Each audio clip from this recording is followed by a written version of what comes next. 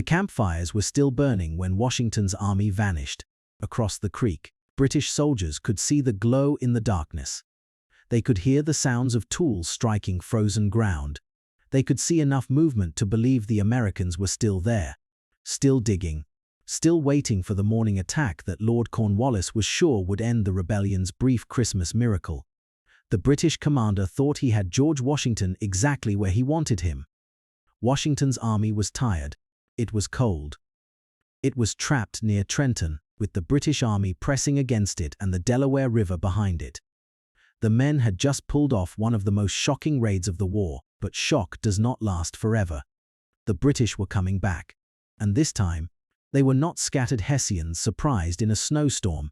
This time, they were the Empire's main force, angry, organized, and determined to crush the rebels before the new year could give them fresh hope. Cornwallis had a simple idea. Wait until morning. In the daylight, he would attack. He would break Washington's line. He would drive the Americans against the river. And the same army that had crossed the Delaware like a legend might end up surrendering, scattering, or dying in the mud and ice of New Jersey. That was what the British expected. But Washington did not wait for morning. He left men behind to keep the fires burning. He ordered others to make noise, as if they were still digging defenses. He muffled the wheels of his cannon. He pulled his exhausted army away under cover of darkness and marched around Cornwallis's flank toward Princeton. By the time the British realized what had happened, Washington was gone, and the chase that was supposed to finish the American Revolution had been turned into one of the most brilliant escapes of the war. This is the story of the night Washington fooled Cornwallis. To understand why Princeton mattered, you have to understand that Trenton was not the end of the crisis. It was the beginning of a new one.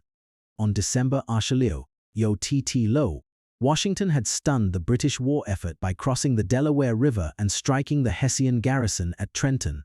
It was a small battle by the standards of the war, but emotionally it was enormous. Only days earlier, the American Revolution looked as if it were collapsing. New York had been lost. New Jersey had been overrun.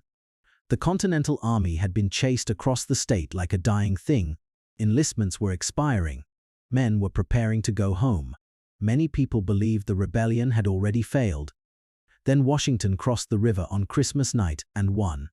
The victory at Trenton changed the feeling of the war. It gave the army proof that it could still strike. It gave the colonies proof that the cause was not dead. It gave Washington proof that boldness could still produce results. But it also created a problem. A successful raid is not the same as safety. The British still had the stronger army. They still held New York. They still had professional troops, money, supplies, and time.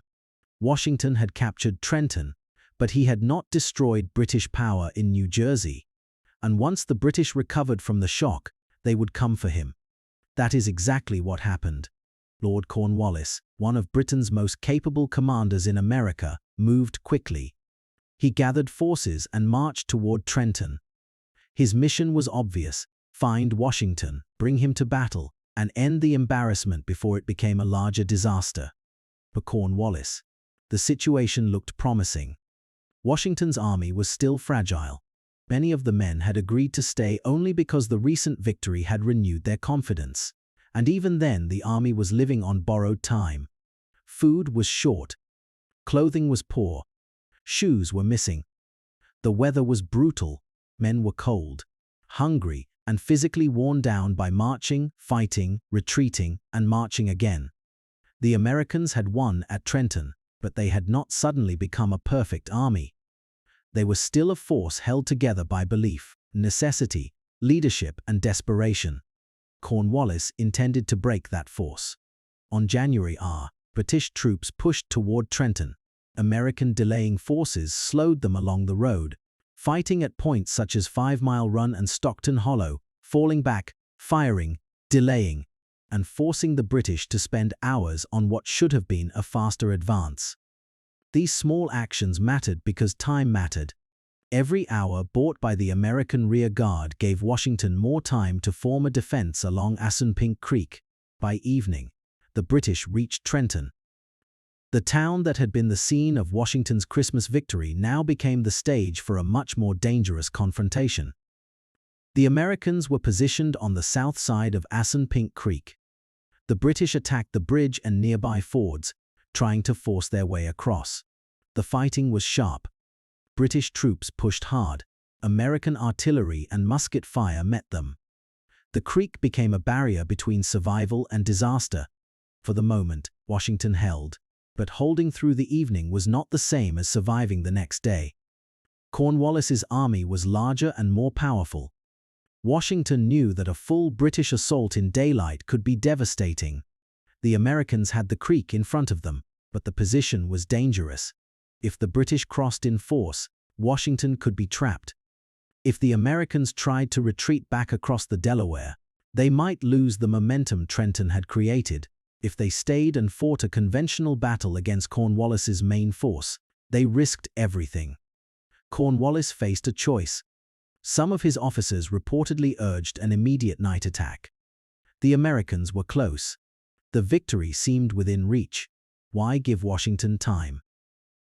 Cornwallis decided to wait until morning. He believed the Americans were trapped. He believed time favored him. He believed the fox was finally in the bag. That decision may have saved Washington's army, because Washington was not planning to sit still. Inside the American camp, the situation was grim. The men were exhausted.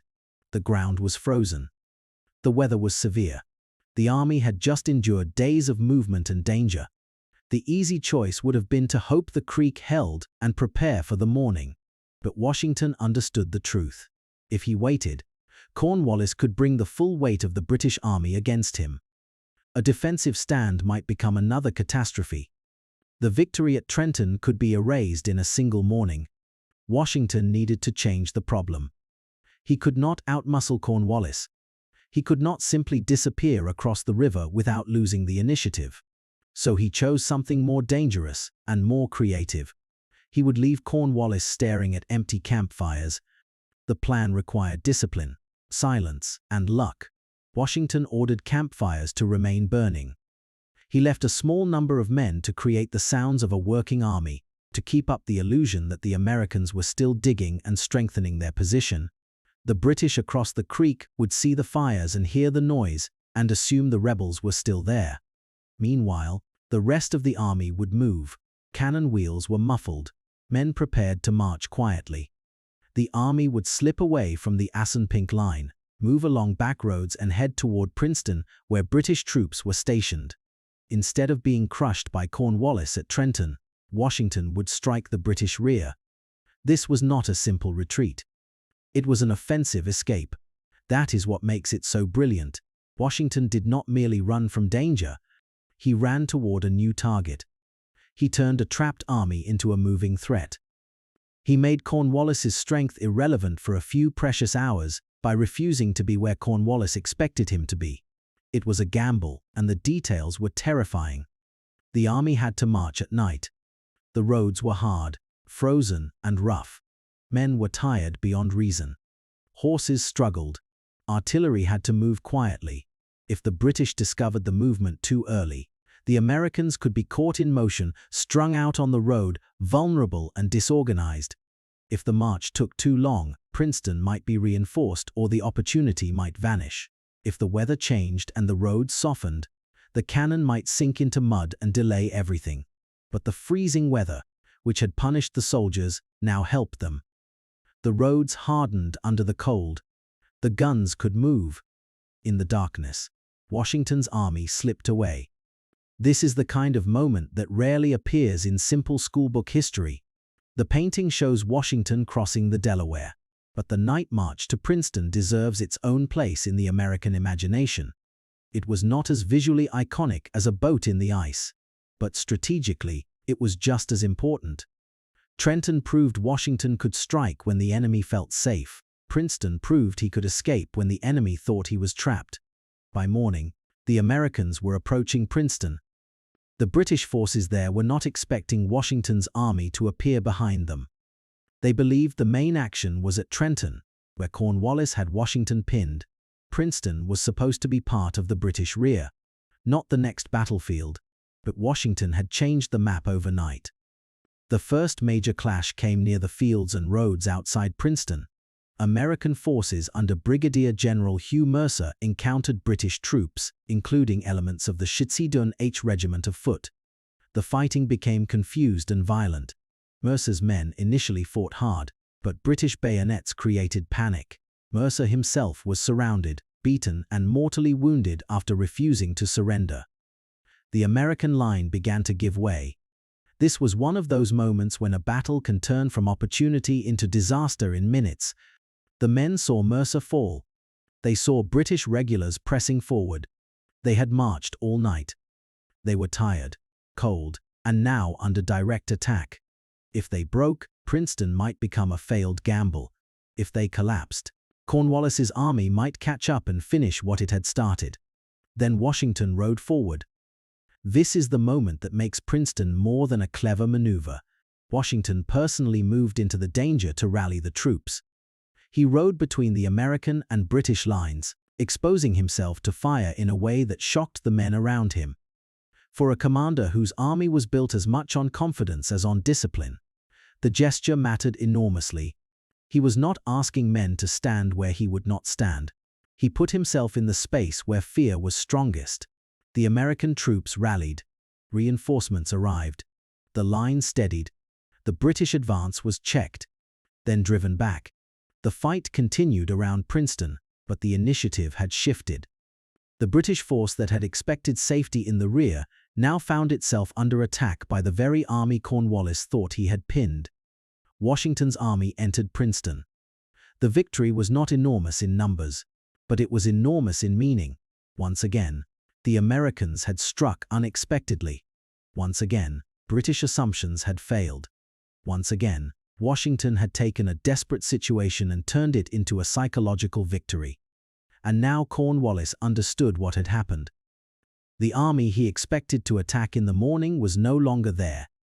The fox had escaped the bag. Worse than that, the fox had bitten the rear of the hunting party. This was humiliating.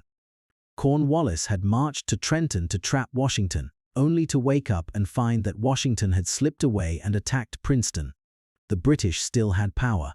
They still had armies. They still controlled major positions. But in the space of 10 days, the emotional balance of the war had changed. Before Trenton, the American Revolution looked close to death. After Princeton, Washington looked dangerous again. That is the key point. Princeton did not destroy the British army. It did not liberate New York. It did not end the war. But it changed Washington's image in the minds of both sides. He was no longer merely the commander who retreated across New Jersey. He was the commander who crossed the Delaware, struck Trenton, held Cornwallis at the Assunpink, vanished in the night, and hit Princeton before the British could react. That sequence mattered. Wars are not only shaped by battlefield casualties, they are shaped by momentum. They are shaped by reputation. They are shaped by what soldiers believe about their commander and what enemies believe about their opponent. In December, prime TT low, many people wondered whether Washington could keep the army together. By early January come Chi, they had a different question. What would he do next? That question is powerful. It means the enemy can no longer treat you as predictable. It means your own men can imagine victory again. It means politics, morale, and military possibility begin moving in your favor. The British had expected to end the rebellion by pressure and pursuit. Instead, their pursuit produced a rebel comeback story. For American soldiers, Princeton helped transform despair into belief. Men who had watched the army shrink and retreat could now say they had beaten the enemy twice in quick succession. They had not merely survived, they had acted. They had moved. They had taken prisoners. They had forced British commanders to respond. For civilians, the news mattered just as much. Reports of Trenton and Princeton spread through the colonies. They gave people something to hold on to after months of defeat. They made the revolution feel less like a dying dream and more like a cause with a future. For the British, the lesson was more troubling. Washington was not the easiest kind of enemy to defeat. He did not always give them the battle they wanted, He retreated when he had to. He attacked when he could. He understood that survival was strategy. And now he had shown that even when trapped, he might find a way to turn the trap back on the men who set it. That is why Princeton deserves to follow Trenton in the story of the American Revolution. If Trenton was the spark, Princeton was the proof that the spark could spread. A single surprise victory can be dismissed as luck.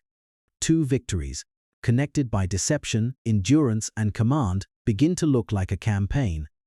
The 10 days from Trenton to Princeton did not win the war, but they saved the possibility of winning it.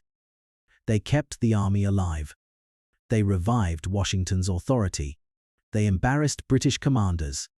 They showed that American weakness could become mobility, and that British strength could become expectation, and expectation could be exploited. That is a deeper kind of outflanking. Not simply moving around an enemy's side on a battlefield, moving around the enemy's assumptions. Cornwallis assumed Washington was trapped. Washington moved. Cornwallis assumed morning would bring the final attack. Washington used the night. The British assumed Trenton was a lucky raid. Washington made Princeton the second blow. This is why the phrase Washington's second gamble matters. The first gamble was crossing the Delaware. The second was refusing to become the victim of his own success. After Trenton, a lesser commander might have held the victory too tightly, stayed too long, or waited for the British to decide the next move. Washington understood that the victory had created a brief window, and windows in war close quickly. He had to keep moving. That is one of the most important lessons of the campaign. Momentum is not something you possess. It is something you spend before it disappears. At Princeton, Washington spent it perfectly. The human cost should not be ignored. Hugh Mercer died from wounds suffered in the battle. Other men were killed or wounded. Soldiers marched through cold, fought under pressure, and endured a campaign that pushed them to the edge. The story is inspiring, but it was not clean. It was built from exhaustion, fear, blood, and uncertainty. That is what makes it real. The American Revolution did not survive because every plan worked perfectly. It survived because at critical moments, enough people kept moving, even when the odds were poor and the road ahead was unclear. At Princeton, Washington did not have certainty. He had a dangerous opportunity. He took it. And by taking it, he changed the winter of 1960 from a story of collapse into a story of resurrection. That is why the campaign still resonates with American audiences. It is not just that Washington won 2 small battles. It is that he did so when the country did not yet exist except as a declaration, a cause, and an army that might vanish at any moment. He took a dying revolution and gave it motion. Motion is life. A trapped army is one step from death. A moving army can still surprise you. That was Washington's gift in those days. He kept the army moving. He kept the British guessing. He kept the revolution from becoming a memory, and in the darkness between Trenton and Princeton, with campfires burning behind him and Cornwallis waiting for a morning that would never come, Washington proved something essential. The Americans did not need to be stronger than Britain to survive. They needed to be harder to finish than Britain expected. There is another layer to Princeton that makes the story even more important. Washington was not simply trying to win a battlefield encounter. He was trying to change the entire political mood of the war after the worst months the American cause had yet endured. The campaign in New York had been a disaster. The British had driven the Continental Army from Long Island, Manhattan, and across New Jersey. They had taken thousands of prisoners. They had occupied the largest and most important city in the colonies. Many Americans who had cheered independence in July now looked at the winter map and wondered whether they had supported a doomed cause. That kind of doubt can kill a revolution without a final battle. A revolution depends on belief. Farmers must believe it is worth giving food. Legislatures must believe it is worth voting money. Soldiers must believe it is worth staying. Families must believe the sacrifice has meaning. If everyone begins to think the army is finished, then the army becomes finished because no one will support it. That was the real battlefield of December 77 and January 77. Washington was fighting for belief. Trenton gave him the first shock of hope. Princeton made that hope harder to dismiss. A single victory might be called luck, a lucky night, a storm, a careless Hessian commander, a holiday surprise. That was a story the British could try to tell themselves. But Princeton came immediately after Trenton, and it showed something different. It showed that Washington could chain operations together. He could win, withdraw, deceive, and strike again. That is what frightened the British more than one isolated raid. Before the 10 days, they had been chasing a defeated army. After the 10 days, they were dealing with a commander who could create danger from weakness. The geography makes the operation even more impressive. Washington was operating in a cramped and dangerous space. Rivers, roads, creeks, villages, and British detachments all mattered. There was no modern communication, no instant intelligence, no clean map interface showing every unit. Decisions were made with partial reports, local guides, uncertain timings, and the constant knowledge that one wrong assumption could destroy the army. That is why Washington's decision at Assunpink Creek deserves attention. A lesser commander might have been paralyzed by the risk. He had already won at Trenton. He could have treated survival as enough. He could have retreated immediately and preserved the symbolic victory. Or he could have stayed and tried to prove courage in a direct fight against Cornwallis. Washington chose neither simple safety nor simple pride. He chose movement. That choice reveals a mature kind of command. He understood that the army's purpose was not to satisfy honor in one place. The army's purpose was to remain useful to the cause. If staying meant destruction, then staying was vanity. If retreating meant surrendering momentum, then retreating was incomplete. The night march allowed him to escape without surrendering initiative. That is why Princeton should not be seen as a footnote to Trenton. It was the move that turned a raid into a campaign. It also changed British behavior in New Jersey. The British had stretched out posts across the state to control territory and pressure the rebellion. After Trenton and Princeton, those posts looked more vulnerable. Small detachments that once seemed like symbols of imperial control began to look like targets. British forces pulled back towards stronger positions closer to New Brunswick and Amboy. The occupation of New Jersey became less confident. This mattered because control on a map is not the same as control in reality. An army can place garrisons in towns, but if those garrisons feel isolated and threatened, the countryside begins to breathe again. Militia become bolder. Loyalists become less certain. Patriots who had been afraid to act begin to believe the British can be challenged. The psychological map shifts before the military map fully changes. Princeton helped shift that map. The battle also shows why Washington's leadership style was so effective in crisis. He was not a perfect battlefield tactician. He made mistakes throughout the war. He lost more battles than many people remember. But he had the ability to hold together an army that should have dissolved. He knew when a symbolic action was necessary. He knew the value of presence. At Princeton, when he rode forward under fire, he did something more important than adjust a formation. He turned his own body into an argument. The argument was simple: stand here. The men saw him standing where the danger was greatest, and the line steadied. For an army built from short enlistments, local identities, poor supplies, and fragile morale, that mattered. Washington's authority was not just legal. It was emotional. Men had to believe that following him could still mean survival, honor, and victory. Princeton helped rebuild that belief at the exact moment when it was most needed. There is also a moral contrast between Cornwallis and Washington in this moment. Cornwallis had strength and expected time to serve him.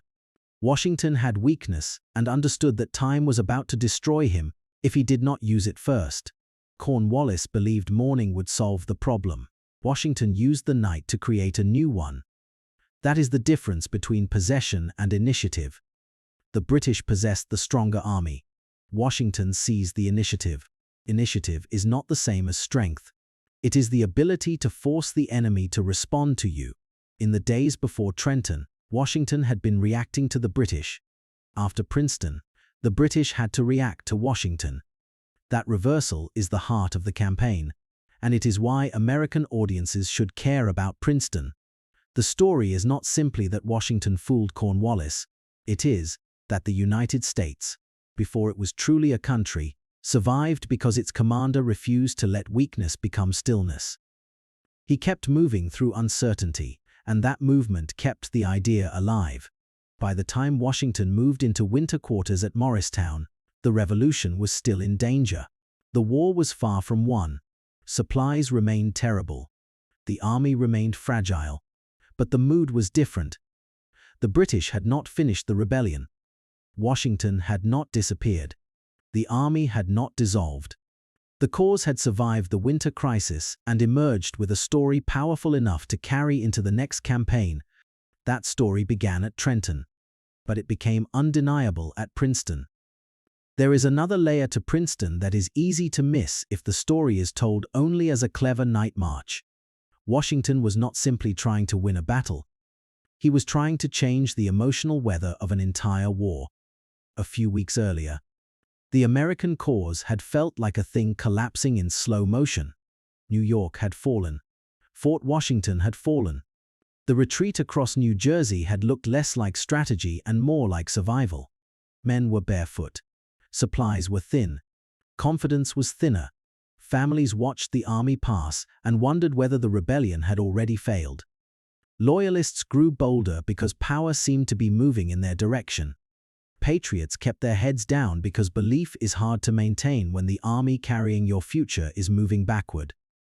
Trenton had broken that pattern for one astonishing morning, but one victory, especially one achieved by surprise against a smaller garrison, could still be dismissed.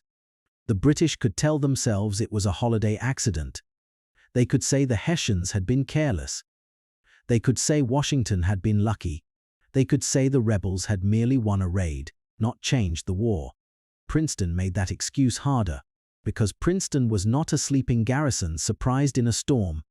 Princeton was what happened after the British woke up, came back, and tried to turn Washington's miracle into a trap. It was the test after the miracle. It answered the question every soldier in the army must have been asking after Trenton: can we do it again? Or was that one desperate strike all we had left? Washington understood the danger. If he stayed where Cornwallis expected him to be, he would lose the very thing Trenton had given him: motion. He would become fixed. And a weak army that becomes fixed in front of a stronger one is close to death. The Delaware River that had saved him before could become a wall behind him. The creek might hold for a time, but not forever. The British could bring up more troops, more guns, more pressure. Morning would belong to Cornwallis if Washington allowed morning to arrive on British terms. So Washington changed the terms. That is the deep meaning of the night march. It was not only deception. It was a refusal to let the stronger army decide the rhythm of the campaign. Cornwallis wanted a pause. Washington turned the pause into movement. Cornwallis wanted to finish the rebels in daylight. Washington used darkness to move the battlefield somewhere else. Cornwallis believed the Americans were waiting to be attacked. Washington made the British wake up behind the story. The deception itself was almost theatrical, but it was not theater for entertainment. It was theater for survival. The campfires had to burn. The enemy had to see enough light to believe the line remained occupied. Work noises had to continue. Men had to appear busy. The illusion needed to be convincing enough to survive the night, but not so exaggerated that it invited a British probe. It required discipline from exhausted soldiers, not just cleverness from the commander. A deception plan is only as strong as the tired men asked to perform it. Think about those men for a moment. They had already marched, fought, retreated, crossed rivers, endured winter, and watched their army nearly evaporate.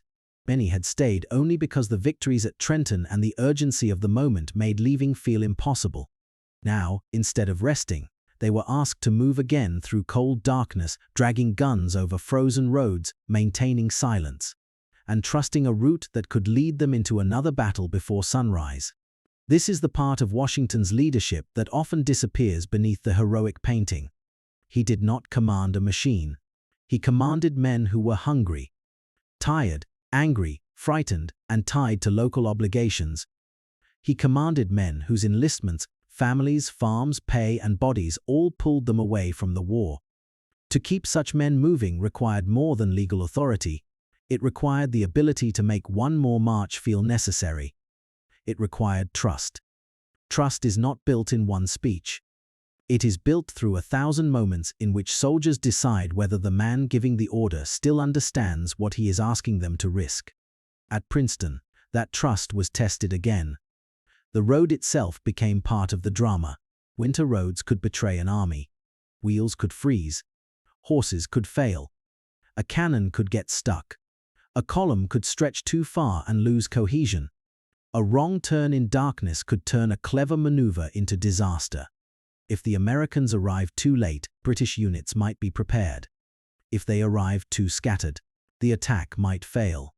If Cornwallis discovered the movement before morning, Washington's army could be caught in motion, perhaps the most dangerous position of all. A night march looks elegant on a map. In reality, it is friction. Men stumble. Officers whisper. Roads fork. Equipment rattles even when men try to silence it. The cold makes fingers clumsy. The darkness hides both the enemy and your own confusion. Every minute feels borrowed. The commander must trust that the column is still there behind him, that the guides know the way, that the rear is not being swallowed, that the guns will arrive. That morning will not come too soon. By the time the Americans approached Princeton, the deception had succeeded in one sense, but the danger had only changed shape. Now they had to fight. The battle at Princeton was chaotic in the way small battles often are. It was not a giant, perfectly staged contest. It was movement, encounter, confusion, and sudden crisis. British troops were not imaginary pieces waiting to be removed from the board. They were disciplined men who could hit back. When American units met British resistance, the fight turned fierce. General Hugh Mercer, one of Washington's officers, became central to the violence of the opening action. His men clashed with British soldiers, and the fighting became brutal. Mercer was badly wounded after being surrounded and struck down. For the Americans, the sight and rumor of his fall could have produced panic. That is where Washington's presence mattered. One of the most famous moments of the battle shows Washington riding forward to steady the line, placing himself in extraordinary danger as fire erupted around him. Whether every detail of later retellings has been polished by memory or not, the meaning is clear. Washington understood that the battle had reached the emotional edge. Men were wavering. The line needed more than an order. It needed a visible center. So he became one. This was not mere bravery for its own sake. Washington was not trying to look dramatic.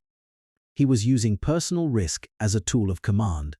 In 18th century warfare, where smoke could hide what was happening and confusion could break units faster than bullets, the physical presence of a commander could matter intensely. A horseman who does not leave when danger comes tells wavering men that the moment can still be held.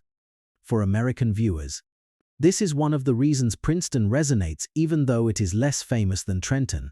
Trenton is the mythic crossing. Princeton is the moment where Washington appears not as a distant father of the country, but as a commander who had to gamble his own body to keep his army from breaking. That image has power because it is not about perfection. Washington had failed before. He had lost New York. He had retreated through New Jersey. He had been criticized, doubted, and nearly cornered. He was not standing at Princeton as a man who had always known how to win. He was standing there as a man who had learned through humiliation that leadership in a revolution sometimes means refusing to let fear finish the enemy's work. The British side of the story is just as important. Cornwallis was not foolish. He was an able commander. That is what makes Washington's escape more impressive. It was not a trick played on an idiot. It was a maneuver against a professional opponent who possessed the stronger army and believed he had the Americans under pressure. From Cornwallis's perspective, waiting for morning may have seemed reasonable. His men were tired. The Americans appeared contained. A daylight assault could be organized properly. He could avoid unnecessary confusion in the dark. But reasonable decisions can still fail if the enemy refuses to behave reasonably. Washington's weakness made him unpredictable. He could not afford the safe choice. So he took the dangerous one. Cornwallis's strength made patience attractive, and Washington used that patience against him. This is a pattern that appears again and again in asymmetrical wars. The stronger side often wants clarity, structure, and decisive engagement. The weaker side survives by denying those things. Princeton is a case study in that kind of survival. The Americans did not defeat the British Empire at Princeton. They did not destroy Cornwallis's army. They did not end the war. But they did something strategically powerful. They showed that the British could no longer count on the rebellion to stand still and be finished. That message traveled. It traveled to patriot communities that had been waiting to see whether Washington's Christmas victory meant anything. It traveled to men considering whether to enlist or go home. It traveled to loyalists who had begun believing British restoration was inevitable. It traveled through New Jersey, where the presence of British and Hessian posts had encouraged people to choose safety over resistance. After Princeton, safety looked less certain. This is how campaigns change political behavior. A single battle does not only kill or capture soldiers. It changes what neighbors whisper. It changes who is willing to hide supplies. It changes whether a local militia captain thinks action is worth the risk. It changes whether a family believes the British will protect them next month. It changes whether fence-sitters remain neutral or begin leaning toward the side that suddenly seems alive. After Trenton and Princeton, New Jersey did not become a secure American paradise. War remained messy, brutal, and divided, but British confidence in the state was damaged. Small posts felt more exposed. Foraging became more dangerous. Militia activity grew more aggressive. The countryside became harder for the British to hold in practice, even where they could still move in force. That is the difference between occupying ground and controlling it. An army can march through a town and still fail to own the loyalty of the roads around it. It can place flags on buildings while losing the confidence of the people who move food, information, wagons, horses, and rumors. Princeton helped remind the British that America was not simply a chessboard. It was a human landscape. There is also a symbolic geography to Princeton that Americans would have understood. Princeton was not an anonymous field. It was connected to learning, leadership, and colonial aspiration. Nassau Hall, the main building of the College of New Jersey, would become part of the battle's memory. The presence of such a place near the fighting reinforced a deeper truth. The war was being fought not merely over forts and roads, but over the future of institutions, communities, and ideas that colonists believed were their own. The revolution was still young. The Declaration of Independence was only months old. The United States existed more as a claim than a settled fact. In that world, every survival mattered. Every public sign that the cause could endure gave meaning to the words written in Philadelphia the previous summer. This is why Princeton should not be treated as a footnote after Trenton. Trenton revived the Army's heartbeat. Princeton made that heartbeat louder. If Washington had won at Trenton and then been crushed by Cornwallis days later, Trenton might have become a tragic flash of courage before collapse. Instead, Princeton transformed the raid into a campaign. It gave the story a second act. It turned a miracle into momentum. Momentum is one of the most difficult things to create in war, and one of the easiest to lose. After months of retreat, Washington had momentum for the first time in a long while. He used it quickly. That speed mattered because morale is perishable. Men who feel inspired today may feel hungry tomorrow. Political support that rises after a victory can vanish after a defeat. Washington did not have the luxury of waiting for perfect conditions. He had to spend the psychological capital Trenton had created before it disappeared. Princeton was that spending. And it bought time. Time for the army to move into winter quarters. Time for recruitment to recover. Time for British plans to adjust. Time for the revolutionary cause to tell a different story about itself. Time for Americans to believe that Icen had not ended in disaster, but in defiance. For a modern American audience, that is the emotional core. The United States was not born in a straight line from declaration to victory. It staggered. It nearly fell. It survived because exhausted people kept moving one more mile, because commanders learned from failure, because small victories arrived at exactly the moments when belief was about to expire. Princeton is a story about the second effort. The first effort gets the painting. The second effort proves whether the first was real. Anyone can understand that. A nation can understand it. A person can understand it. A channel audience watching history not as trivia, but as drama can feel it immediately. The hardest moment is often not the first desperate act. It is what comes after, when the surprise is gone, the enemy is awake, the body is tired, and the world asks whether you can do it again. Washington did it again. He moved when Cornwallis expected stillness. He struck where the British did not expect him. He turned a trap into a road. He turned night into cover. He turned weakness into initiative. And for a few crucial days, he made the strongest empire in the world chase a revolution that refused to stay where it was supposed to die. That is why Princeton belongs in the center of this series. The channel is called Outflanked History because the most important moments are often not the obvious frontal clash. Princeton is literally and emotionally an outflanking story. It is a story of a weaker army slipping around a stronger one. But it is also the story of a weaker idea slipping around the expectation of failure. The British thought the rebellion could be finished by pressure. Washington answered with motion. The British thought morning would bring victory. Washington used the night. The British thought they had him. By dawn, they had only his campfires. That image is the whole episode. A stronger army looking across the creek at fires that seem to mean certainty. An American column already gone.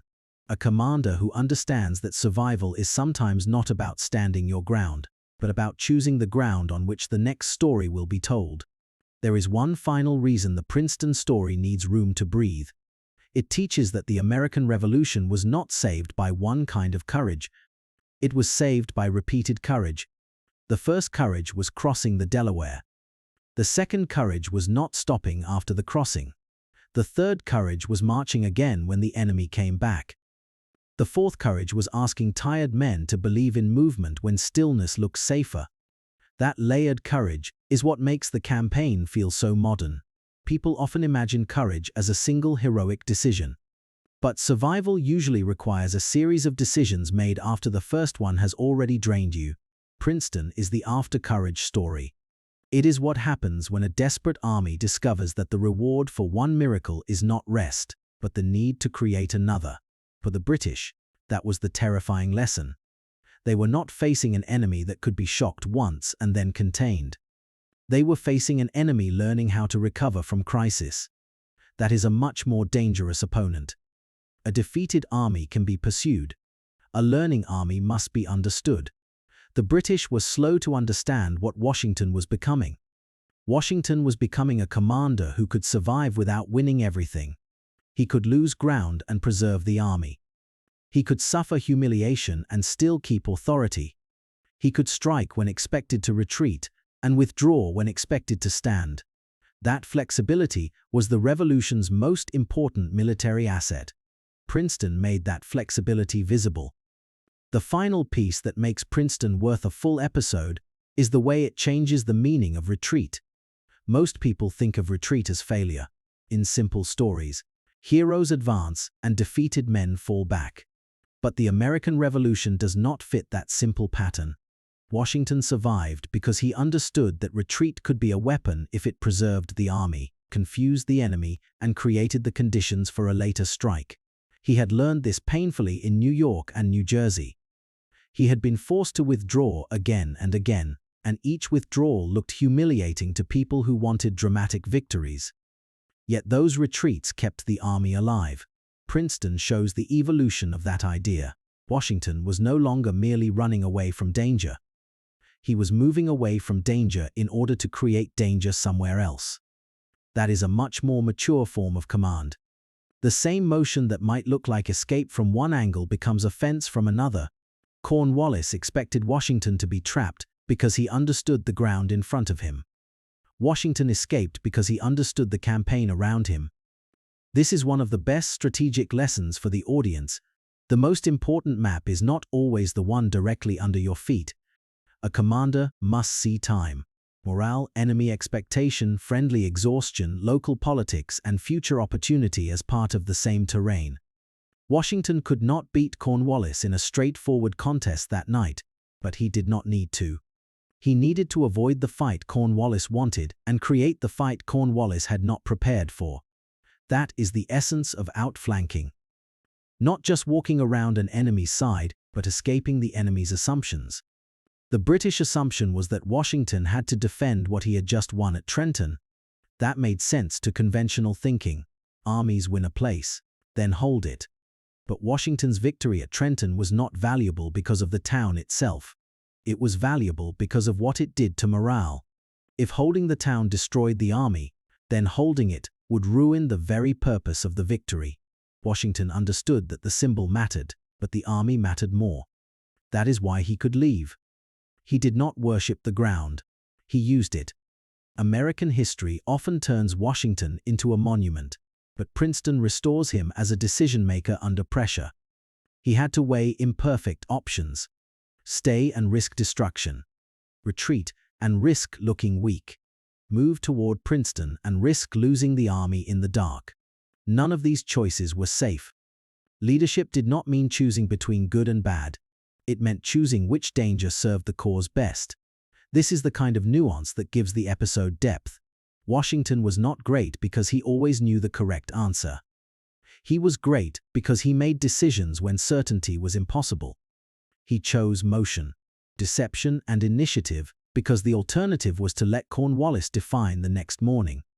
There is also a human cost to this kind of command. Asking men to march again after victory is difficult. Soldiers who have just survived one ordeal often expect rest as a kind of moral reward. They want warmth, food, sleep, and the chance to feel that success has bought them a pause. Washington instead asked them to enter another night of risk. This was not cruelty. It was necessity. But necessity does not make the cold feel warmer. That tension should be present in the narration. The army's greatness in this moment is not that the men felt no exhaustion. It is that they moved despite it. The American Revolution survived because ordinary soldiers repeatedly accepted one more demand after they had already given enough. This is why the Princeton campaign can speak to American viewers beyond military history. It is a story about second effort, strategic patience, and choosing movement when exhaustion begs for stillness. It says that survival sometimes depends on refusing to confuse temporary relief with real safety. Trenton gave relief. Princeton created safety. Even after Princeton, safety was not permanent. Washington still had to withdraw to Morristown. The army still had supply problems. Disease, desertion, winter, and politics still threatened the cause. But the emotional trajectory had changed. The end of 1776 小时 ad looked like collapse. The beginning of Yas TTT looked like possibility. That shift was not accidental. It was made by movement. It was made by deception. It was made by soldiers walking when they had every reason to stop. It was made by a commander who understood that a revolution can die not only when it is defeated, but when it becomes predictable. At Princeton, Washington became unpredictable again, and that unpredictability made him dangerous. There is another important point for the episode's pacing. Princeton should not be presented as a neat trick followed by a neat battle. It should feel like a chain of crises in which each solution creates the next danger. Washington escapes Cornwallis, but escape leads to a march. The march leads to contact. Contact leads to confusion. Confusion leads to the risk of collapse. Then Washington's presence turns collapse back into action. That rhythm keeps the audience engaged because it prevents the story from becoming a simple list of events. Every scene should answer one question and create another. Can Washington get away? He does. But can the army march far enough? It can. But can it fight after marching? It must. But can it hold when Mercer falls and the line wavers? Washington rides forward. That is the emotional architecture of the episode. The narration should also keep returning to Cornwallis. Not to mock him, but to remind viewers that every American choice is happening inside British expectation.